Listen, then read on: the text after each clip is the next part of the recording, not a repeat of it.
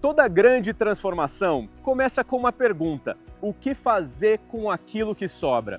Na semana passada, a gente mostrou como a economia circular conecta diferentes operações da indústria e transforma matérias-primas em novos produtos. Hoje, a gente vai conhecer mais de perto uma dessas cadeias, a do couro.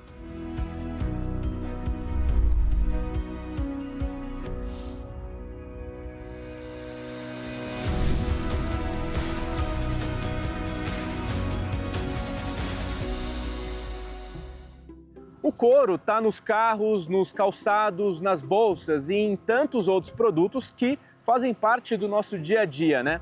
Mas o que pouca gente conhece é o caminho percorrido por essa matéria-prima até chegar ao consumidor. E é isso que vamos descobrir agora, direto aqui da JBS Couros. Na unidade da JBS, em Lins, o couro chega no estágio chamado Wet Blue.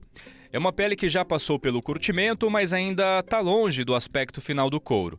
A partir daqui, começa uma nova etapa de processamento, jornada que a gente vai acompanhar de perto. Hoje, a indústria transformadora, recebe as peles direto dos frigoríficos, Então, essa é uma razão onde a gente tem uma maior concentração dessas fábricas, que são os curtumes, na região central do Brasil, que é onde a gente tem mais frigoríficos.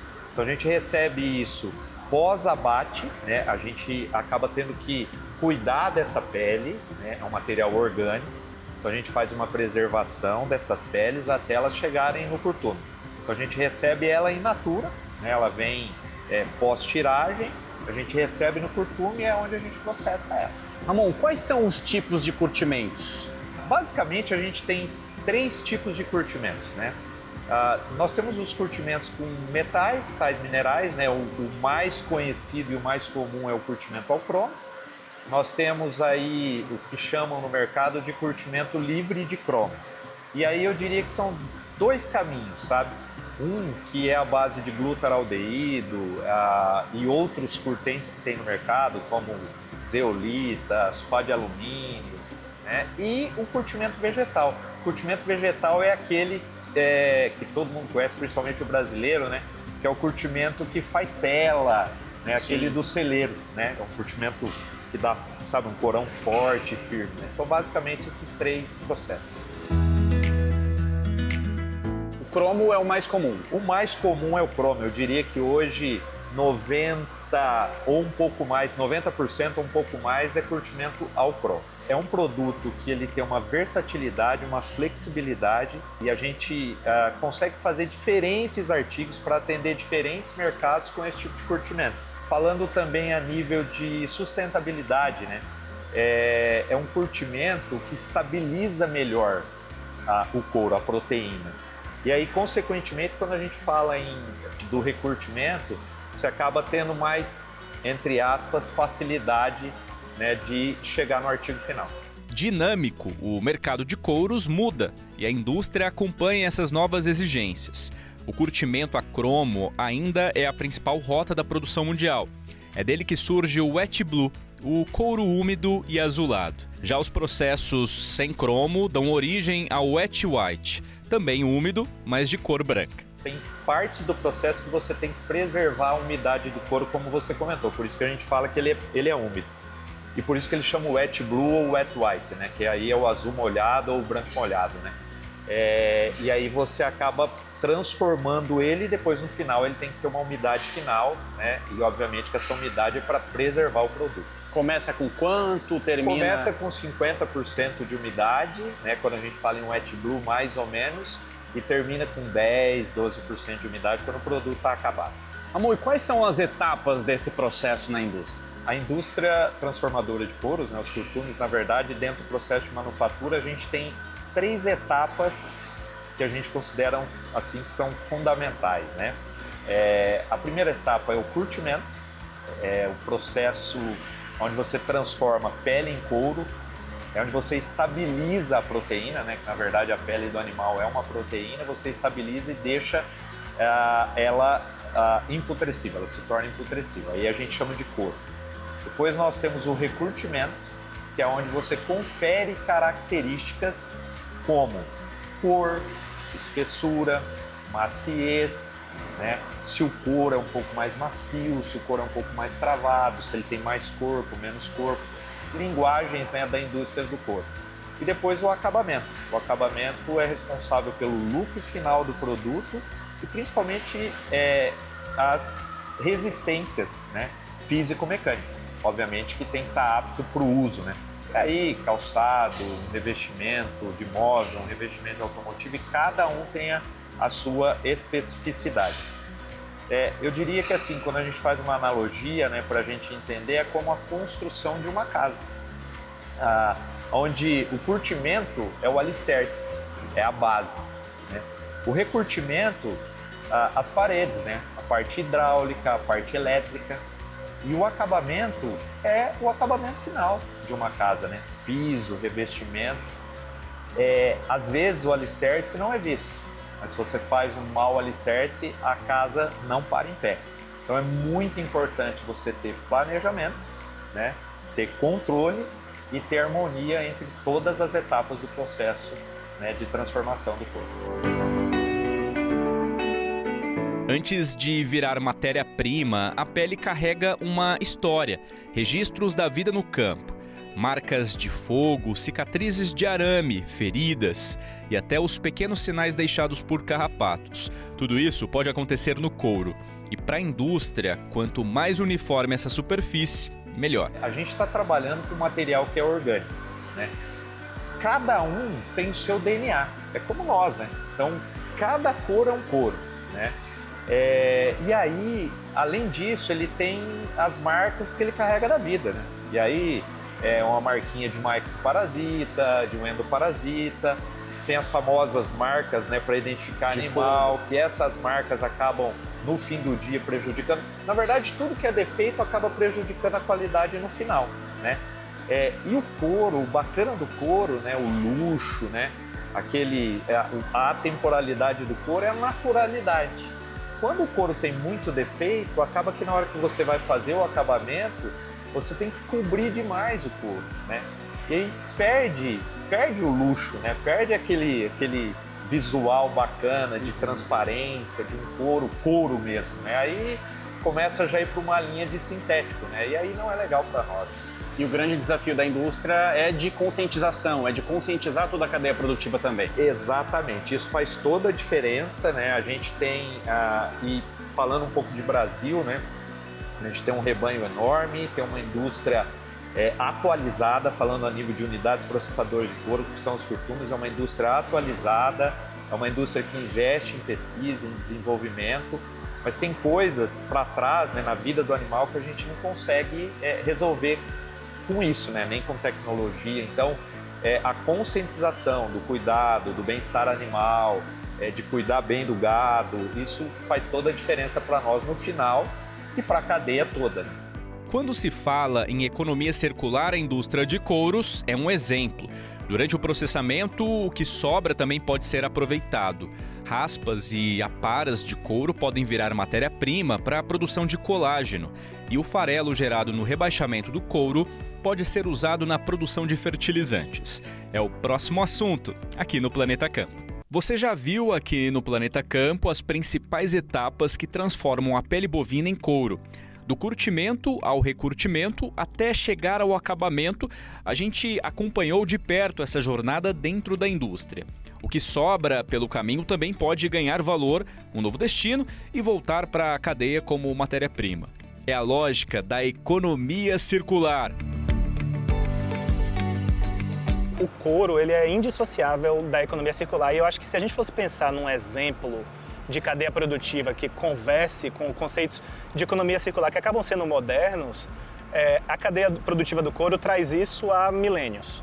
Porque o couro, em essência, ele é aproveitar algo que vem de um outro propósito, no caso, a alimentação, poderia ser desperdiçado, poderia ser jogado fora, mas foi entendido que aquilo tem um valor, seja para revestimento, seja para produzir um material.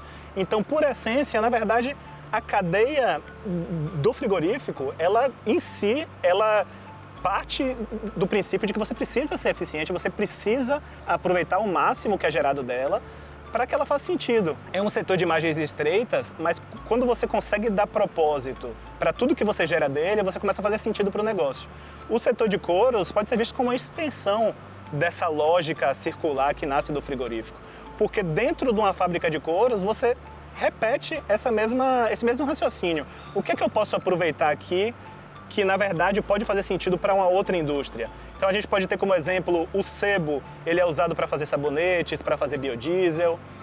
As aparas da pele podem ser usadas para fazer colágeno, gelatina, peptídeos para pele, para saúde.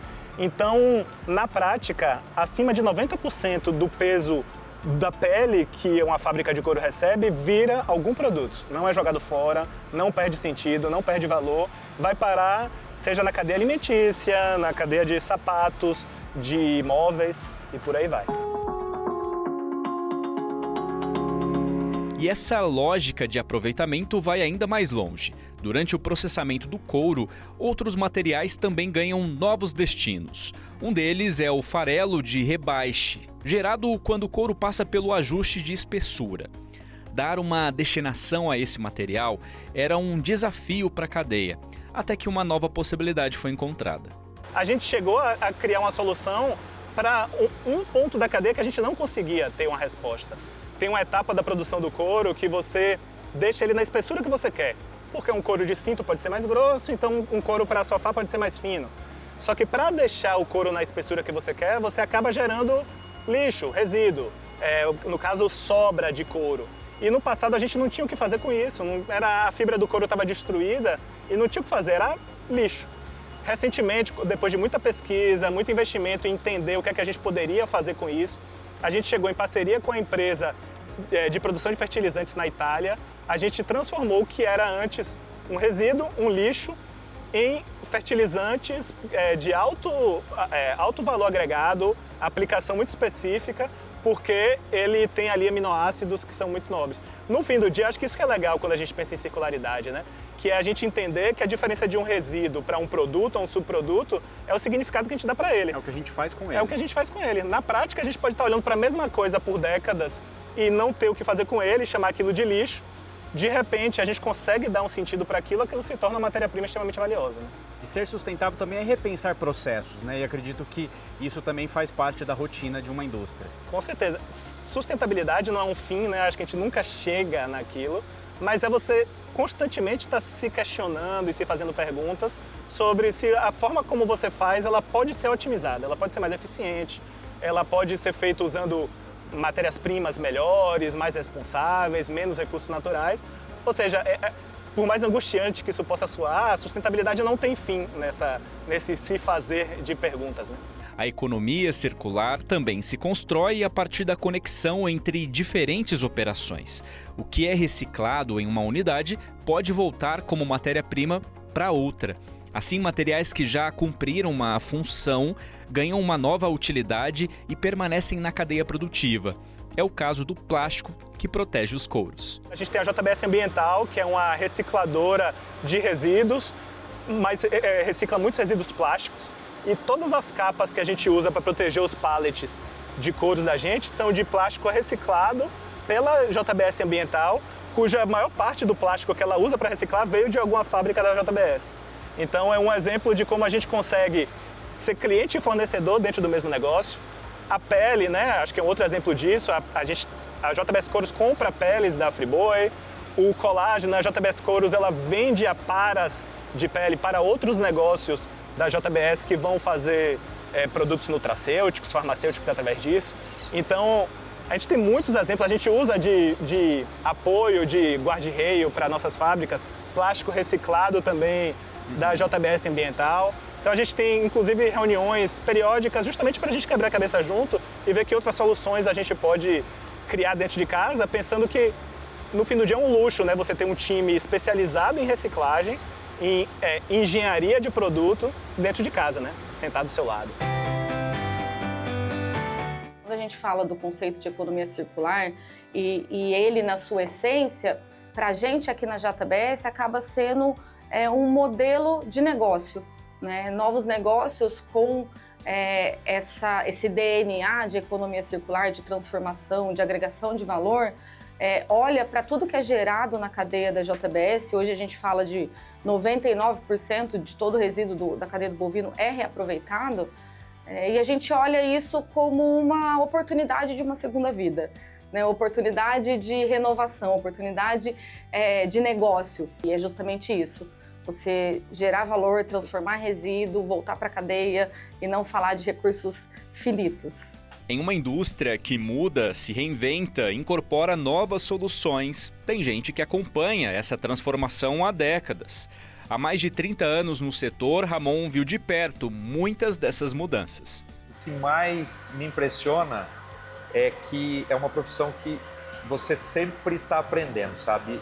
Nunca a gente chega na fábrica, na indústria, num cliente, né, e encontra a mesma coisa. É sempre uma coisa nova, e isso é bacana porque eu sempre entendi o seguinte, né? Pessoas que querem evoluir, que têm um mindset aberto para a evolução, precisam estudar, precisam estar em constante evolução, e toda hora chega uma demanda nova, né? A gente lá atrás, há décadas atrás, se falava temos que cuidar com curtume é uma indústria, né?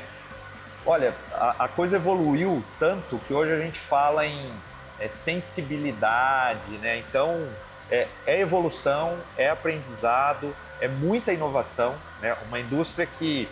E talvez essa seja a grande paixão, sabe? Ela tem um mix, assim, de... você ter que tocar o couro, então ter um pouco de artesão, depende de conhecimento de pessoas, tá? E você acha que isso vai se perder em algum momento? Ou sempre vai ter a parte artesanal? Para te ser bem sincero, é que o mercado vem exigindo, né, com relação à produtividade, à competitividade, né, a escala, né? Eu acho que às vezes, em algum momento, a gente perde um pouco isso, sabe? Para mim, isso é uma coisa que a gente não deveria perder. Eu acho que o couro é naturalidade, o couro é atemporal, o couro... O defeitinho pequenininho que tem, ele tem que ser vivido, sabe? Aquilo ali conta uma história, né? E às vezes o que o mercado exige pode fazer com que a gente perca. Mas, como o negócio é muito cíclico, né? Tem horas que a gente vê... esses dias eu estava vendo um ator famosíssimo aí, com uma jaqueta. Ele pousou com essa jaqueta há 30 anos atrás e agora ele pousou com a mesma jaqueta em um festival, sabe? E você vê com a mesma jaqueta de couro. E aí você vê as marcas na jaqueta, sabe? Ela continua ali inteirinha, bonitona, né? E te digo assim, mais bonita do que era antes. A JBS Couros em Lins tem uma produção voltada exclusivamente para o setor automotivo. E entre os destinos está uma das principais montadoras do mundo. Mas o que torna o couro produzido para um veículo diferente dos demais?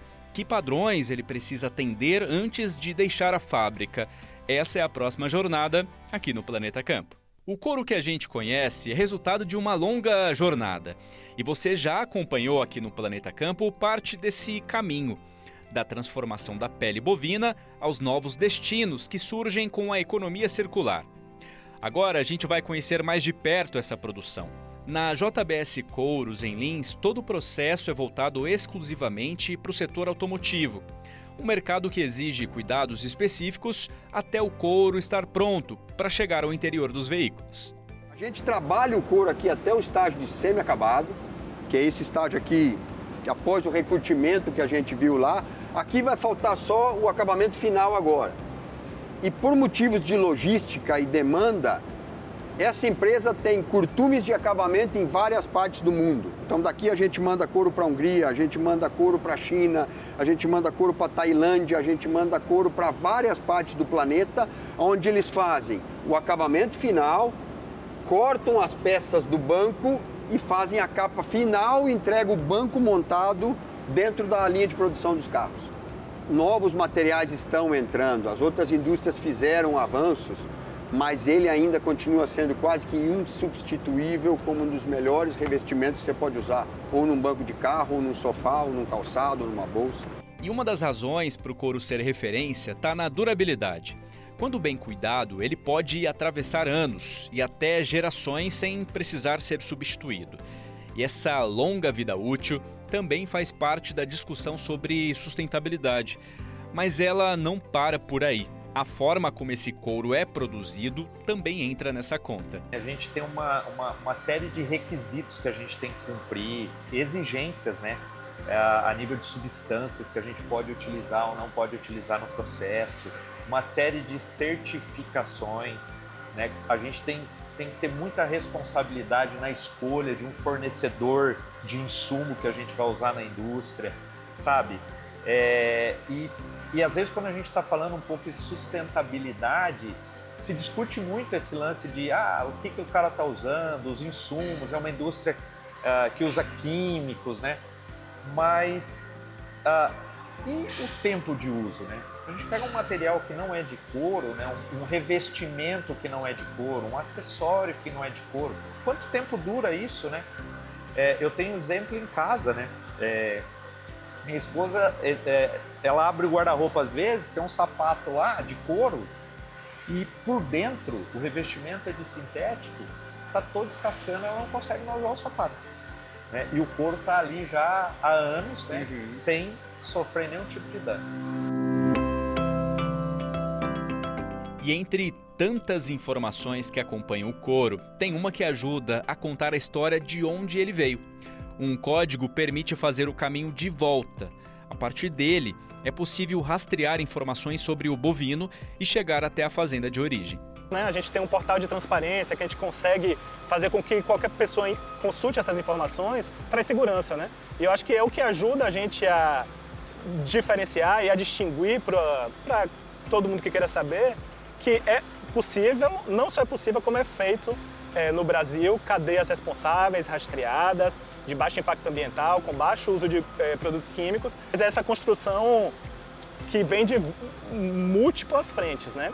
Desde você garantir que o boi veio de origem responsável, os produtos químicos vieram de origem responsável e você tratou aquele material da forma mais eficiente possível. Mas a gente criou o que a gente chamou de RTC, que é um protocolo. Desculpem o papo meio nerd, tá, gente? Mas, assim, é um protocolo que ele foi construído a várias mãos com os fornecedores de produtos químicos, que estabelece, assim, o que a JBS Couros considera um produto químico responsável, sustentável. E como a gente mede nossos fornecedores para que um dia depois do outro a gente tenha um produto mais responsável e mais sustentável. A gente escreveu isso num protocolo, um texto técnico e etc. E um concorrente nosso viu e falou, pô, também quero fazer isso da mesma forma. Se a gente passa a mesma mensagem para os nossos fornecedores, a gente tem alinhamento da cadeia. Se eu estou passando uma mensagem e você outra, de repente a gente não chega em lugar nenhum. Então a gente está justamente nesse processo que o concorrente está adotando o nosso protocolo de medição de sustentabilidade de produtos químicos para que a gente consiga compartilhar conhecimento, mas também passar uma mensagem única para a nossa cadeia produtiva. E foi também olhando para cada etapa desse caminho que surgiu o Kind Leather. A ideia é simples: aproveitar melhor a pele bovina desde o início do processo.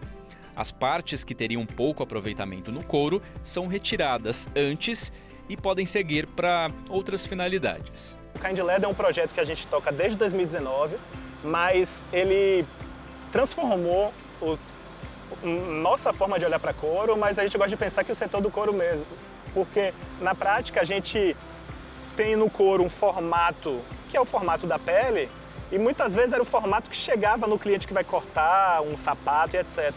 O Kind Leather é um projeto que vem há vários anos, a gente vem aperfeiçoando ele, mas na prática é como que a gente consegue ser o mais eficiente possível e mandar para a fábrica que vai cortar o couro só o que ele precisa. Isso começou lá em 2019, como eu disse, mas ele vem a cada ano tomando um nível de maturidade, o que tem permitido que a gente tenha um couro que corte muito mais, se aproveite muito mais do que um couro convencional. Ser mais assertivo, então. Mais assertivo. Tá falando um móvel, um calçado, então você vai mandar exatamente aquilo que o cliente... Na prática, quando ele for cortar, ele gera menos lixo, ele tem menos perdas. E, cara, isso se encaixa perfeitamente com a sustentabilidade, com ser eficiente, ser sustentável. E com o bolso, né? Porque na prática, eu acho que essa é o grande... Uma forma da gente conseguir fazer a sustentabilidade andar de mãos dadas com o capitalismo, com a produção, é você entender que toda vez que você produz mais eficientemente, você está usando menos recursos.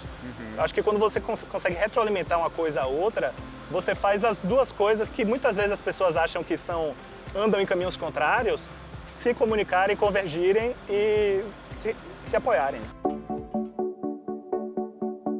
Uma mesma pele pode se transformar em produtos muito diferentes. E essas possibilidades são construídas a muitas mãos, do campo à indústria. Somos quase 8 bilhões de pessoas já nesse planeta, a gente vai ter que usar os nossos recursos de uma maneira mais inteligente. Do contrário, não vai caber, não vai funcionar mais. E a grande coisa para a gente poder fazer isso é colaboração. Não se faz nada sozinho Nada nessa vida, sozinho, né, César? entendeu, cara? É uma cadeia de fornecimento que começa, mais uma vez, lá com o nosso produtor rural, que com muito trabalho criou o maior rebanho comercial desse planeta. É uma indústria de couros que foi lá, que se certificou, que formou gente, que tem capacidade de produzir tudo isso. E os nossos clientes na ponta final, para a gente buscar deles o mercado. A gente é um grande produtor de couros e é um material que é usado pelas grandes marcas ao redor do mundo. Muitas delas não conhecem o Brasil. E aí eu acho que o grande exemplo que eu tenho para dar não fala nem do que as pessoas veem na fábrica, mas do que as pessoas veem no Brasil. Quando elas fazem esse giro, quando elas entendem o sistema de pecuária brasileiro, o código florestal, as pessoas têm muitas vezes uma visão distorcida. Quando elas entendem, sobrevoam, veem os trabalhos que são feitos aqui, o que é que a transformação que a pecuária brasileira passa nesse momento, a transformação sustentável que ela passa, o pessoal sai daqui, a gente já ouviu frases do tipo, pô, eu saio daqui com esperança, eu saio daqui com o meu entendimento de Brasil, de pecuária brasileira reformulado. Acho que isso é o que vira muito a chavinha na cabeça das pessoas. O couro produzido no Brasil abastece diferentes indústrias e chega a mercados em várias partes do mundo. Mas quem compra o couro brasileiro? E o que define a competitividade do país nesse mercado? Na próxima jornada, a gente vai olhar para os números, os principais destinos, entender o espaço do Brasil no mercado mundial de couros. É o próximo assunto aqui no Planeta Campo. Você já viu aqui no Planeta Campo como a pele bovina é transformada em couro e conheceu os processos, a tecnologia e os cuidados que fazem parte dessa produção. Viu também como a indústria tem buscado aproveitar melhor os recursos, rastrear a origem da matéria-prima e aproximar quem produz de quem transforma. Agora vamos entender um pouco desse mercado. Quem compra, para onde vai e qual é o espaço do Brasil nesse comércio. É o que a gente vai descobrir a partir de agora, aqui no Planeta Campo. O couro brasileiro ele é utilizado na indústria de móveis e estofados, que chega perto da metade dos couros, deve ser algo em torno de uns 40%. O outro mercado que a gente vem avançando, que é o mercado automotivo, com em torno de 36%, e calçados e artefatos, em torno de 19%. O que é legal destacar aí é justamente esse setor automotivo, porque até 2008 nós não participávamos desse mercado, e é um mercado altamente regulamentado, ele tem altas barreiras de entrada. Uma montadora não compra couro de qualquer origem, entendeu? Você fala da indústria ou essa fábrica especificamente? Essa fábrica é um exemplo, porque ela é dedicada 100% ao mercado automotivo, mas a indústria brasileira, sendo que hoje quase mais de um terço das nossas exportações vão para esse mercado, que é regulamentado, exige um controle de químicos muito grande, ele exige certificações internacionais, ele exige uma coisa muito importante, qualidade em escala industrial. Quer dizer, não é só ter o volume, mas você conseguir produzir um volume com qualidade. Essa fábrica aqui é um dos exemplos disso. E aí, tem uma entidade no mundo que é chamada Leather Working Group, que é uma entidade que audita curtumes no mundo inteiro, principalmente em sustentabilidade e uso de recursos. E aí a Itália, que é um país que tradicionalmente é conhecido pela produção de couros, dos curtumes auditados italianos, a nota máxima, o nível de exigência máxima é dado como uma medalha de ouro. Dos curtumes italianos auditados, menos de 50% obtém essa certificação máxima. Já no Brasil, nós temos 65 empresas auditadas, essa aqui é uma delas, e 86% delas atingem essa medalha ouro. Quer dizer, nós temos uma indústria bem organizada, o que nos coloca entre os 3 maiores exportadores de couro do mundo. A gente só perde para a Itália, que tem uma exportação em torno de 2,7 bilhões, enquanto o Brasil está aí na faixa de 1,2 bilhões. Interessante aí, Marcelo, quanto que a gente tem para crescer nessa indústria, porque se você comparar o que tem de boi na Itália e o que tem de boi no Brasil, e os caras exportam quase 3 vezes o que a gente faz... Não dá para comparar, né? Não dá para comparar. A gente vai trabalhar, tem um mercado enorme para a gente conquistar aí na agregação de valor. E se o Brasil quer ampliar o valor do couro que produz, parte desse caminho começa antes mesmo da pele chegar à indústria. Porque tudo que acontece com o animal ao longo da criação pode deixar sinais na matéria-prima. Alguns cuidados já avançaram bastante nas fazendas, outros ainda representam um desafio. Eu fiz a escola de curtimento do Senai em Estância Velha, me formei técnico de curtimento em 89. Naquela época, eu acho que tanto a pecuária como a indústria, a gente fez passos de gigante nessa época. Naquela época, um dos grandes problemas do couro brasileiro era risco feito no arame farpado. Então, o risco de arame farpado, o animal caminhava lá, roçava na cerca, fazia o risco e quando o couro estava acabado, o risco estava lá. Isso já condenava o produto? Condenava o produto, ele desvalorizava, porque onde tinha o risco, o cara não podia cortar uma peça para colocar no sapato ou num banco de carro. A simples troca do arame farpado pelo arame liso fez um salto de qualidade já, porque não tendo risco é uma área que nós aproveitamos mais. E aí, eu acho que a grande próxima oportunidade que a gente tem de valorização são as marcas de fogo. A gente sabe que isso é cultural no Brasil, a gente sabe os motivos pelos quais fazem, mas o Brasil ainda é um dos países que tem mais média de marcas a fogo por couro, a gente ainda é um dos maiores. Uma média de 3 marcas, 4 marcas por couro.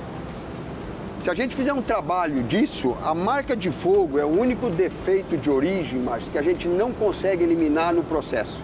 Mesmo no couro acabado, ela vai continuar lá e é uma área que o nosso cliente vai ter como uma área perdida. Aqui é uma delas? Aqui é uma delas, por exemplo. Ó. Você vê que essa parte aqui vai ficar perdida. Não vai ter como cortar uma peça aqui. Esse couro tem uma, esse aqui é um bom exemplo, mas tem couros que às vezes tem 4, 5 marcas e o pior, nessa área aqui, que é a área nobre do couro, onde o cara vai cortar a principal peça. Imagina um assento de carro, um assento de estofado, ele é uma peça grande. Se eu tiver 3, 4 marcas aqui, esse couro já não serve, com isso ele desvaloriza. Não que você vai deixar de vender, mas você vai diminuir o valor de venda. O valor disso. Então assim, o próximo trabalho que a gente vê, várias iniciativas que estão acontecendo, e mais uma vez, como aconteceu no caso do arame farpado com o arame liso, tenho certeza que contar com o nosso produtor aí, com os trabalhos que vêm sendo feitos, porque tem a parte também do bem-estar animal aí que vai ajudar em tudo isso, a grande valorização do couro brasileiro vai passar por nós diminuirmos as marcas de fogo. Esse é o nosso grande próximo desafio. E eu tenho certeza que a gente vai conseguir chegar lá. O carrapato também deixa marcas na pele bovina e pode comprometer a qualidade da matéria-prima. Mas uma mudança na própria pecuária tem ajudado a reduzir esse impacto. A pecuária brasileira vem evoluindo, o animal está morrendo mais jovem, o animal que for morrer mais jovem, ele vai ter menos tempo de exposição a esses ectoparasitas, então a gente vai ter uma flor do couro com menos defeitos na origem e aqui menos acabamento eu preciso colocar em cima desse couro. Isso aqui vocês chamam de flor? Essa é a flor do couro. Do couro. Essa é a parte mais nobre. Tá. Se eu tiver um couro que tem muitos defeitos, eu preciso lixar ele. É igual uma parede. Você imagina, vai fazer a parede, você passa primeiro a massa corrida, lixa e depois pinta para ela ficar lisa. Se esse couro tiver muito defeito, eu vou ter que lixar ele muito e vou ter que colocar uma quantidade de tinta muito grande e aí ele vai ficar parecido com vinil ou com PU.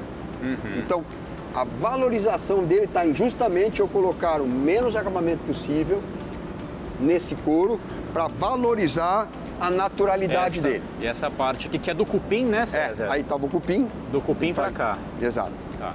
Na indústria, o couro precisa ser preparado de acordo com o destino que vai ter e com o que cada cliente espera do produto.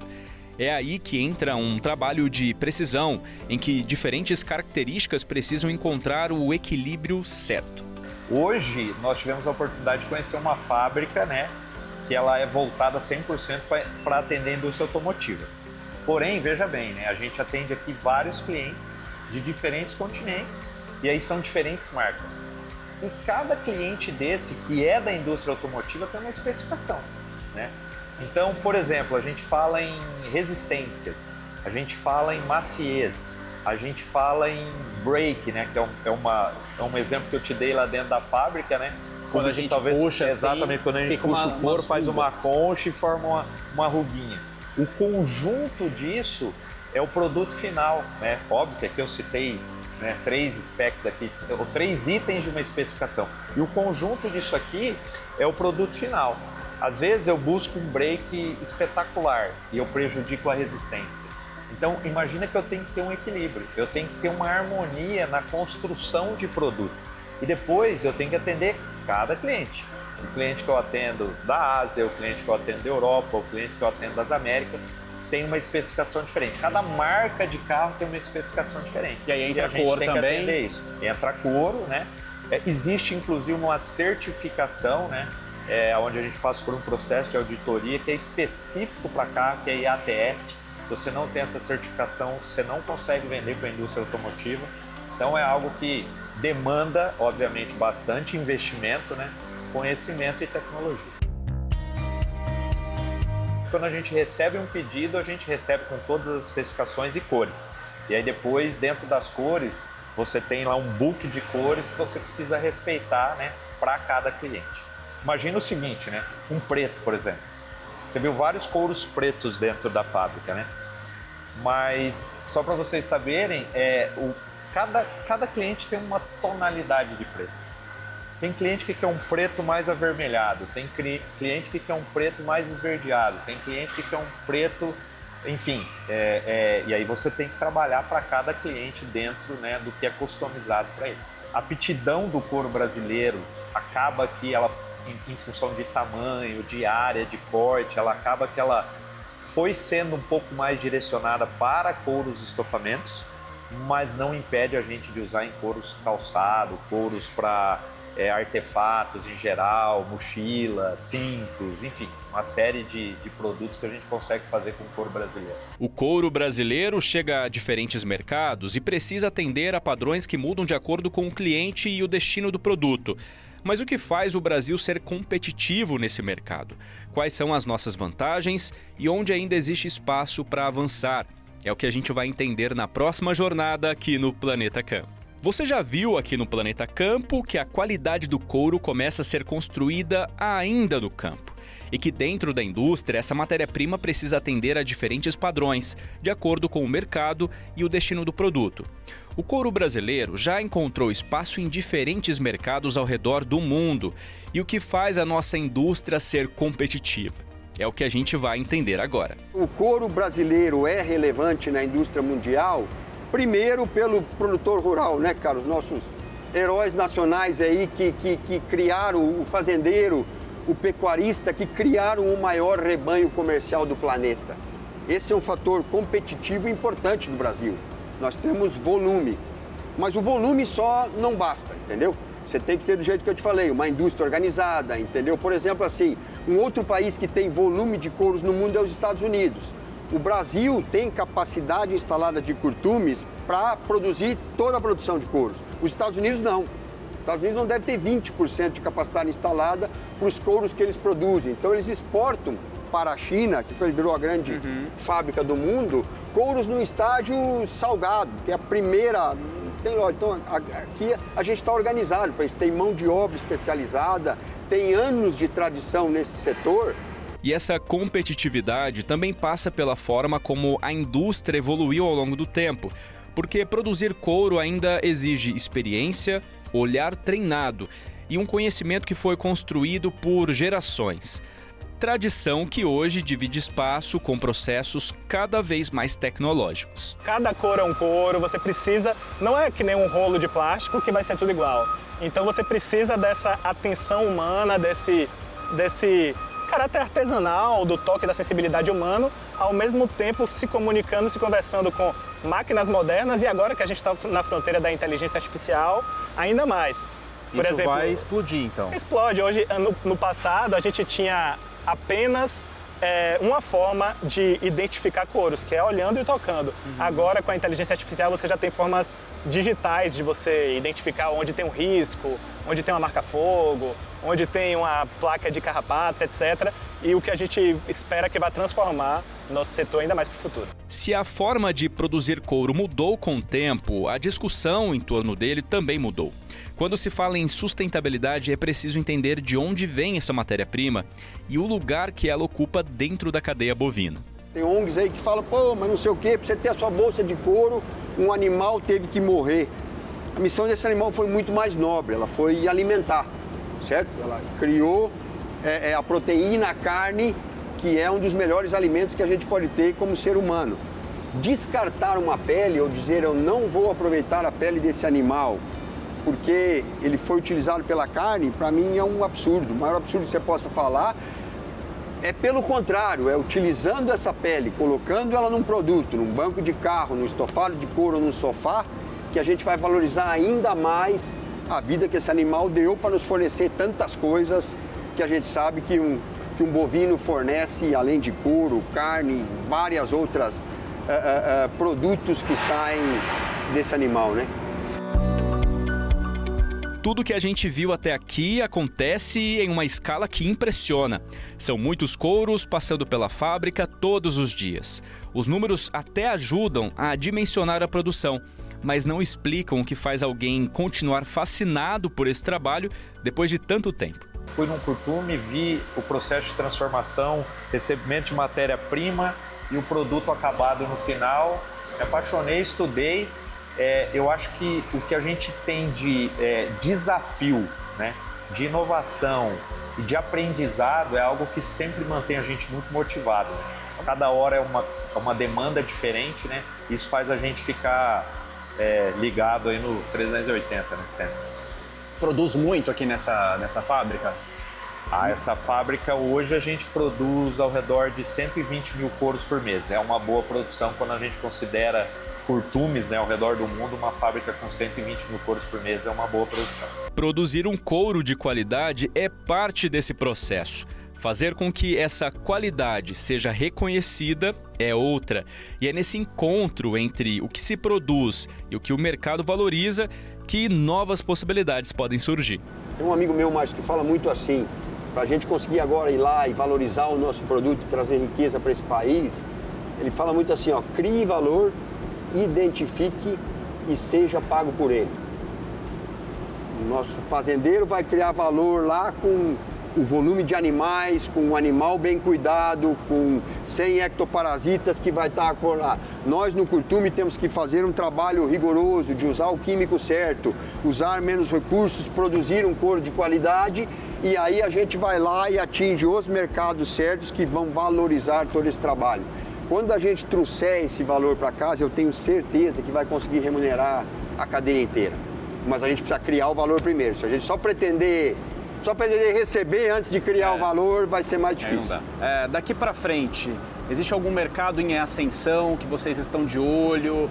Como que essa indústria está caminhando daqui para frente? A indústria brasileira, a gente está crescendo. A gente tem capacidade produtiva aqui no Brasil. Ainda se exporta um volume grande de couros em wet blue. O que a gente está buscando é justamente isso, equipar melhor as nossas fábricas, andar um processo adiante, entendeu? E entregar para o nosso cliente o couro acabado. Como indústria brasileira, a gente olha em exportar menos commodities, exportar mais valor agregado, porque é isso que vai trazer realmente riqueza para o nosso país.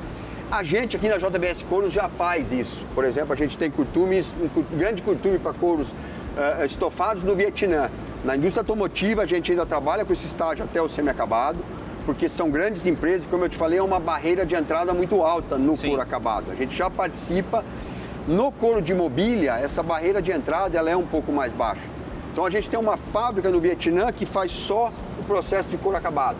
Nós somos hoje a maior fábrica de couros acabados para estofados no Vietnã, produzindo uma média lá de 120, 130 mil couros por mês.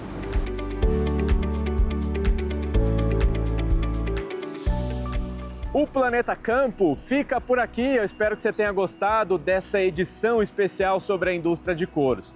Lembrando que você pode assistir esse programa quantas vezes você quiser no nosso canal no YouTube do Planeta Campo. Siga a gente também nas redes sociais, deixe lá seu comentário, que é muito importante. Obrigado mais uma vez, viu? Um forte abraço, até a próxima. Tchau, tchau. Depois de tanta história boa no programa de hoje, fica o nosso convite. Agora queremos conhecer a sua. Se o trabalho desenvolvido na sua propriedade merece ganhar reconhecimento em todo o Brasil, participe do 5º Prêmio Planeta Campo. Inscreva-se pelo QR Code. Prêmio Planeta Campo. Há 5 anos reconhecendo o legado de quem cultiva o amanhã. Planeta Campo. Patrocínio JBS. A gente alimenta um futuro melhor. Apoio Infinity e SLC Agrícola.